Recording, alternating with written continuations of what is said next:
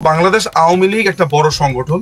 Take some breath, take some time. আমরা বলি না, okay calm down, take some time. আপনি বাঘের শিকারের পদ্ধতি জানেন? বাঘ শিকার করার সময় সে 2 থেকে 3-4 পা পেছায়, বিকজ সে একটা লং জাম্প দিতে চায়। সো বাংলাদেশ আওয়ামী লীগকে যদি আপনি বাঘের সাথে তুলনা করেন, তাহলে সে একটা লং জাম্প দেওয়ার আগে সে একটু পেছাবে, একটু চুপ থাকবে। 5ই অগাস্টের পরে বেশি সময় কিন্তু যায়নি, 4 মাস গেছে। এটা তো খুবই স্বাভাবিক যে বাংলাদেশ আওয়ামী লীগ বলেন, যুবলীগ বলেন, ছাত্রলীগ বলেন, যেভাবে তাদেরকে বিদ্ধ করা হয়েছে, যেভাবে তাদেরকে সমালোচনা করা হয়েছে এবং যেভাবে তাদেরকে নানানভাবে আরোপিত করা হয়েছে, আরোপ দেওয়া হয়েছে তাদের উপরে, এগুলো তো এক ধরনের শখে, তাই না? তো স্বাভাবিকভাবে যূথবদ্ধভাবে দলীয়ভাবে মানুষের সামনে আসার জন্য একটা সময়ও প্রয়োজন হয়। আমি এমনও মানুষ চিনি বাংলাদেশ আওয়ামী লীগে আছেন বা যুবলীগে আছেন যারা রীতিমতো ব্যক্তিগতভাবে অসুস্থ হয়ে গেছেন এইসব ঘটনাগুলোকে সামনাসামনি দেখে। তো আমার কাছে মনে হয় যে একজন মানুষ যখন জীবনের অনেক সংকটে দিয়ে যায়, তখন আমরা তাকে একটা কথা বলি যে take some breath, take some time. আমরা বলি না, okay calm down, take some time. তো একই কথা আমরা আওয়ামী লীগের ক্ষেত্রে একটু বলা উচিত। So let's take some breathing space, breathing time. Let's take some time. So Bangladesh Awami League একটা বড় সংগঠন। আমি কলকাতা থেকে এসেছি। বাংলাদেশ আওয়ামী লীগের অনেক নেতৃত্বস্থানীয় ব্যক্তির সাথে আমার ব্যক্তিগতভাবে আলোচনার সুযোগ হয়েছে। শুধু নেতৃত্বস্থানীয় কেন, অনেক বাংলাদেশ আওয়ামী লীগের অনেকের সাথেই আমার সৌভাগ্য হয়েছে দেখা করার, কথা বলার। তো প্রত্যেকেই একটা ব্রিদিং স্পেস নিয়েছে, একটু সময় নিচ্ছে, কাজ শুরু করবে। এই মুহূর্তে দখলদার বাহিনী যা করছে বা যে অরাজক অবস্থা চলছে, এখন আপনি একটা ভাষণ দিলেন, আপনার এলাকার সবাইকে গ্রেফতার করা শুরু করলো তার উপরে প্রতিশোধ হিসেবে। সো নেতাদেরকে তো এগুলোও ভাবতে হয়। নেতারা জেলে, প্রচুর কর্মীরা জেলে। সুতরাং যে কোনো স্টেপ নিতে হবে একটু বুঝে শুনে। মাথায় রাখবেন, বাঘ যখন শিকার করে, আপনি বাঘের শিকারের পদ্ধতি জানেন? বাঘ শিকার করার সময় সে 2 থেকে 3-4 পা পেছায়, বিকজ সে একটা লং জাম্প দিতে চায়। সো বাংলাদেশ আওয়ামী লীগকে যদি আপনি বাঘের সাথে তুলনা করেন, তাহলে সে একটা লং জাম্প দেওয়ার আগে সে একটু পেছাবে, একটু চুপ থাকবে, এবং বুদ্ধিমানরা চুপই থাকে। আচ্ছা, আপনার কাছে আমার শেষ প্রশ্ন। আপনারও একটু শরীর অসুস্থ মনে হচ্ছে, আর প্লাস বাংলাদেশেও রাত হয়ে যাচ্ছে, যে আমাদের সেনাবাহিনীর সাবেক সেনা কর্মকর্তারা বলেছেন যে 4 দিনের মধ্যে কলকাতা দখল করে ফেলবেন, এবং তারা খুব উত্তেজিত, তাদের এক্সাইটমেন্টও দেশবাসী দেখেছে। তারা কি পজিশন থেকে, কি অবস্থা থেকে নিশ্চয়ই তাদের জানা আছে বাংলাদেশের সামরিক সক্ষমতা। সেই হিসেবে আপনি তখন কি কলকাতায় ছিলেন? আমি কলকাতায় ছিলাম। কলকাতায় তখন কলকাতার মানুষ কি ভয় পেয়েছিল? তাদের রিয়াকশন কি ছিল যে 4 দিনের মধ্যে যে কোনো মুহূর্তে কলকাতা দখল হয়ে যেতে পারে?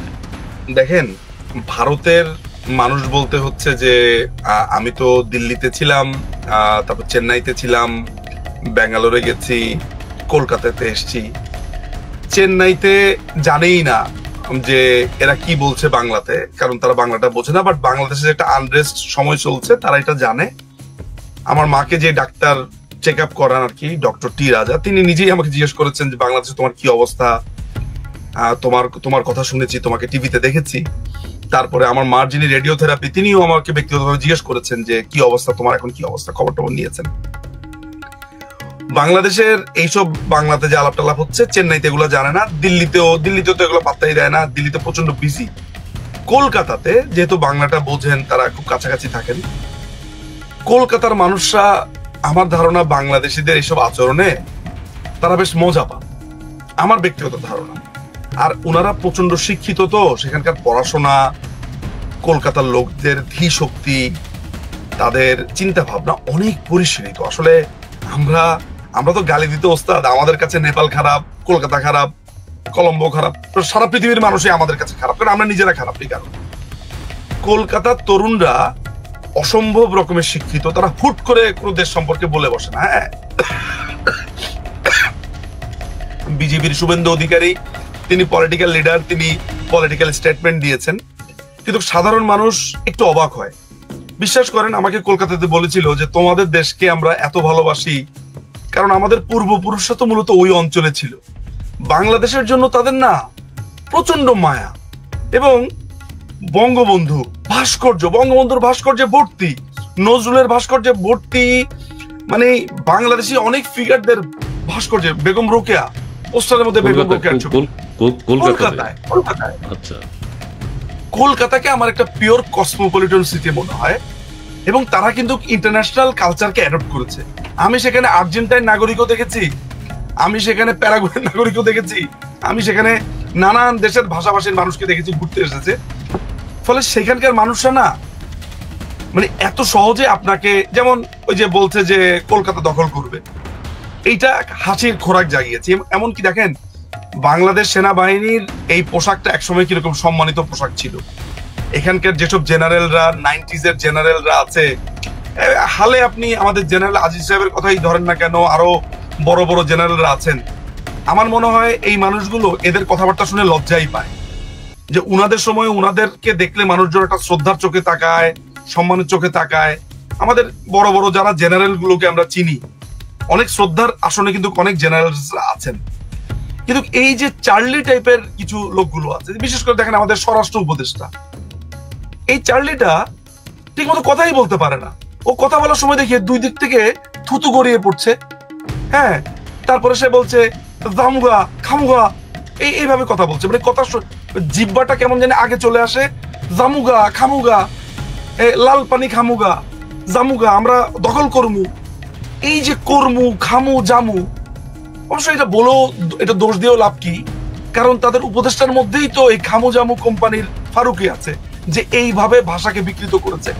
ফলে এটা একটা ট্র্যাশ। আমি আর আপনি যখন আলোচনা করছেন তখন এসব ট্র্যাশ নিয়ে আলোচনা করাটাও দুরূহ ব্যাপার। একটা লোক সেনাবাহিনীতে চাকুরি করত, ঠিক কোন লেভেলের স্টুপিড, বলে 4 দিনের মধ্যে কলকাতা দখল করবে। আরে বেটা, কলকাতার যে হাবিলদার, মানে কলকাতার যেগুলো হাবিলদার আছে, ওদেরকে যদি বলি সীমান্তের মধ্যে মুতে দে ঠিক মতো, তাহলেই তো এই লোক বেঁচে যাবে। মানে আমি বারবার একটা কথা বলি যে আপনি আপনার স্ট্রেংথ জানবেন। আমার দেশে সৈনিক কতজন আছে, আমাদের দেশের যে সামরিক শক্তি কতটুকু আছে। আমাদের দেশের সামরিক শক্তি খুব বড় জোর আপনার ওই আমাদের দেশের সরকারকে দখল করা পর্যন্ত। এরা মায়ানমারের সীমান্তে ঢুকলেই মার খাবে। বাংলাদেশের সেনাবাহিনীর কোনো ওই অর্থে কোনো শক্তি নাই। আপনি একটা গত 50 বছর আপনি যুদ্ধ করতে দেখেছেন? করুক না একটা যুদ্ধ দেখলেই বুঝবো এগুলার এক একটার পেট এত বড়। আমি তো মাঝে মধ্যে এক মেজর ক্যাপ্টেন এগুলাকে দেখে আমি চিন্তা করলাম যে এই লোকের বুড়ি এত বড় কেন, ঘটনাটা কি? কেন আর্মি অফিসার, সবার কথা বলছি না, কিছু এগুলো অশিক্ষিত মূর্খ বিভিন্ন জায়গা থেকে আসে। তো আর্মিতে যখন কেউ টেকে ইন্টারমিডিয়েট পাস করে ঢোকে, আপনার ওই যে ইনিশিয়াল আপনার একটা হয়, ওই যে কি জানি বলে, একটা অ্যাসেসমেন্ট হয়, শারীরিক পরীক্ষা হয়, এরপরে 20 মার্কের পরীক্ষা হয়, 20 মার্কেই পাস করে যায়। আর আইসিসিবিতে 4 দিন থাকে, ওইখানে একটু জামজুম করলে, একটু আপনার আইকিউ ঠিকঠাক থাকলে সে টিকে যায়। সুতরাং আর্মিতে যেরকম ধরেন ক্যাডেট কলেজের শিক্ষিত ছেলেপেলেরাও আসে, ভালো ফ্যামিলির ছেলেরাও আসে, আবার একেবারেই ধরেন অশিক্ষিত মূর্খ জায়গা থেকেও আসে, যাদের ফ্যামিলির কোনো কালচারাল ব্যাকগ্রাউন্ড নেই। তো এই যে জাহাঙ্গীর, তারপরে এই যে 4 দিনে দখল করে ফেলবে, লক্ষ্য করে দেখবেন এদের কোনো কালচারাল ব্যাকগ্রাউন্ড নেই। এরা হয়তো আজীবন দেখেছে যে বাবা তার মাকে পেটাচ্ছে, ভাই তার বোনকে পেটাচ্ছে, এই ধরনের একটা ফ্যামিলি থেকে এসেছে। ফলে সে আর্মিতে এসেও এই ধরনের কাজ করছে। এদের কারণে সোভার অফিসাররা লজ্জা পায়। বাংলাদেশ আর্মিতে কিন্তু প্রচন্ড স্মার্ট অফিসাররা আছে, ক্যাপ্টেন ব্রিগেডিয়ার লেভেলে, মানে একেবারে জুনিয়র থেকে সিনিয়র লেভেল পর্যন্ত অনেক তীক্ষ্ণ অফিসাররা আছে। আমি এরকম অনেক অফিসারদেরকে চিনি, বিশেষ করে ডিজিএফআই এর অনেক অফিসারকে তো আমি ব্যক্তিগতভাবেই চিনি। সরি, আমার ভিডিও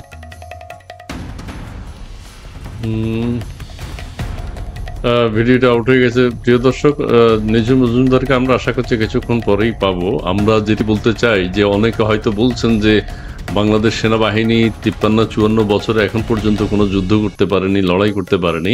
সেই হিসেবে বাংলাদেশ সেনাবাহিনী এখন যুদ্ধ করতে চাচ্ছে ভারতের সাথে অথবা মিয়ানমারের সাথে। নিজু মজুমদার, আপনাকে যদি একটু, আমি যে কথাটা একটু শেষ করি, সেটা হচ্ছে যে বাংলাদেশ সেনাবাহিনীতে আমি ডিজিএফআই এর অফিসার, অনেক অফিসারকে চিনি, এনএসআই তে প্রেশনে আছে এমন চিনি, বিজিবিতে আছে চিনি, আমার বন্ধু বান্ধবরা আছে।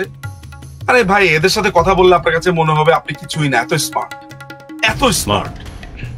না না, সেনাবাহিনীতে যেসব স্মার্ট অফিসাররা আছে, বিশেষ করে ডিজিএফআই তে, তারপরে হলো আপনার এনএসআই তে প্রেশনে যায় বা বিভিন্ন ইউনিটে আছে, মানে গর্ব করার মতো অফিসাররা আছে। কিন্তু এদের ভেরে দুই একটা, ওই যে বিরিয়ানির মধ্যে দুই একটা আপনার পড়ে যায় না, দারচিনি এলাচ পড়ে গেলে আপনার মুখটা কেমন হয়ে যায় না, এরকম। এবং দুঃখের ব্যাপার হচ্ছে এইসব মূর্খগুলোই কথা বলে, এবং এরা কিন্তু বেশি দিন টিকতে পারে না আর্মিতে। দেখবেন খুবই ক্যাপ্টেন মেজর হিসেবে নানান ভাবে এদের চাকরিচ্যুত হয় এবং আজীবন খালি কথা বলতে থাকে, এই করছি হ্যান কারেঙ্গা ত্যান কারেঙ্গা। সুতরাং সেনাবাহিনী ইটসেলফ বিব্রত এদের কথাবার্তা শুনে। আমি তো বিভিন্ন অফিসার লেভেলে কথাবার্তা বলি, বিভিন্ন বড় বড় জেনারেলদের সাথে আমার কথা বলার সৌভাগ্য আমার হয়। তো সেই স্যাররা বা সেই মানুষগুলো দুঃখ প্রকাশ করেন যে দেখো, আমাদের সেনাবাহিনীকে এই জাস্ট দুই একজন মানুষ নষ্ট করে দিয়েছে। তো এটা আমাদের জন্য দুঃখ, কিছু করারও তো নাই আসলে। আচ্ছা দেখ, আপনার কাছে সেনাবাহিনী সম্পর্কে আপনি বললেন, তো কেউ কেউ বলছেন যেহেতু যুদ্ধ করতে পারছে না, এখন প্রবীণ হয়ে গেলে সবাই এখন যুদ্ধ করতে চাচ্ছে। আসলে 53-54 বছর বয়স পর্যন্ত তারা অপেক্ষা করেছেন বাংলাদেশের। তাছাড়া ওনারা শুধু শান্তি মিশনে যেই যুদ্ধ করেন বা শান্তি প্রতিষ্ঠার চেষ্টা করেন, বাংলাদেশের জন্য তারা শান্তি প্রতিষ্ঠা করতে চাচ্ছেন। যেই কারণেই তারা রাস্তা থেকে সেই আওয়াজ তুলেছেন যে 4 দিনের মধ্যে কলকাতা দখল করে ফেলবেন। মার্কিন যুক্তরাষ্ট্রকে হুমকি দিয়েছেন। ভারতের লোকেরা বাংলাদেশের বিশেষ করে কলকাতার লোকেরা বাংলাদেশের মানুষদেরকে অত্যন্ত ভালোবাসে। এটা আপনার এত কিছু শোনার পরে ওরা চুপ করে থাকে, গালি দেয় না। আমি না খুব কম লোককে দেখেছি বাংলাদেশ সম্পর্কে বিরূপ মন্তব্য করতে, খুবই কম। তারা একটু হতবিহ্বল এই হিন্দুদের উপর এসব অত্যাচারে, বাংলাদেশে যা চলছে। এবং বঙ্গবন্ধুর ভাস্কর্য ভাঙাতে ওদের যেই বুকের বেদনা আমি দেখলাম, এটা আমার কাছে অবাক করেছে। মানে বঙ্গবন্ধুকে ওখানে জানেন শহীদ মিনার আছে কলকাতার বিভিন্ন জায়গাতে। কলকাতার মানুষগুলো ভালো খারাপ সবখানেই আছে ভাই, কিন্তু সামগ্রিকভাবে তারা কিন্তু খুবই ফ্রেন্ডলি। এই যে আমি বলছি দখল করবে, এই করবে, সেই করবে, ওনারা শোনে। কারণ আমার নানু একটা কথা বলতো, নোয়াখালীর ভাষাতে বলতো যে বড়র বড় গুণ শুয়া ঘাস খায়। হ্যাঁ, এর পরের লাইন কি আছে জানি না, তো সোজা কথা হচ্ছে যে যিনি বড়, তিনি আসলে এগুলো অবজার্ভ করে, তিনি ধুম করে মন্তব্য করে না। যার ক্ষমতা নাই সেই দেখবেন তিরিং বিরিং করে লাফায়। মশা আছে না, মশা জানে যে তার মশার আপনি যদি ওইভাবে দেখেন, মশা কানের কাছে ভব করবে, আসবে আপনাকে টুট করে, সে জানে এটা চর মারলে কিন্তু শেষ। কিন্তু বাঘ কিন্তু আপনার কানের কাছে এসে ভব করবে না, আসবে না, ঘুরবে না, সে আপনাকে খেতে চাইলে একটা থালা দিয়ে খেয়ে ফেলবে। সো ভারত একটা বিশ্বের অন্যতম প্রধান শক্তি। কেউ একজন লিখেছে এখানে মানে চতুর্থ শক্তি। ভারতের সাথে কি আমাদের প্রভু আর প্রজার সম্পর্ক? না, ভারতও চায় আমাদের সাথে ডিগনিটির সম্পর্ক।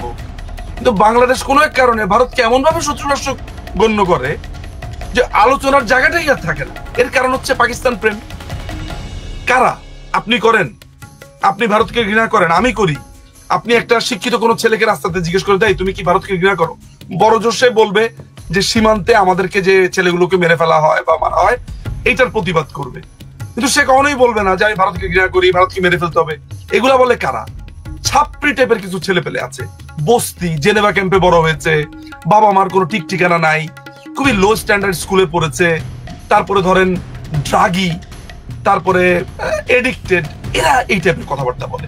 কোন সুস্থ মানুষ কোন দেশ সম্পর্কে ঘৃণা ছড়ায় না, এক্সেপ্ট পাকিস্তান। পাকিস্তানের হিসাবটা কমপ্লিটলি আলাদা আমার কাছে। আদারওয়াইজ ঠিক আছে, আমরা এটা চাই যে আমাদের ভারত, পাকিস্তান, বাংলাদেশ, পাকিস্তান ইদানিং পাকিস্তানের সাথে খুব ভালো সম্পর্ক হচ্ছে আমাদের, কিন্তু ভারতের সাথে আমাদের, ভারতও চায় বাংলাদেশ ভালো থাকুক, আমরাও চাই ভারত ভালো থাকুক। বৃহত্তম দেশ এবং বৃহৎ দেশ, বাংলাদেশের তিন দিকে চতুর্দিকেই আছে ভারত, বঙ্গোপসাগরের ভিতরেও ভারত আছে, বঙ্গোপসাগরের পরেই ভারত মহাসাগর। সো আমাদের চতুর্দিকেই ভারত। আমরা চাই যে সবাই মিলেমিশে একসাথে আমদানি রপ্তানি আমাদের সেভাবে চলুক।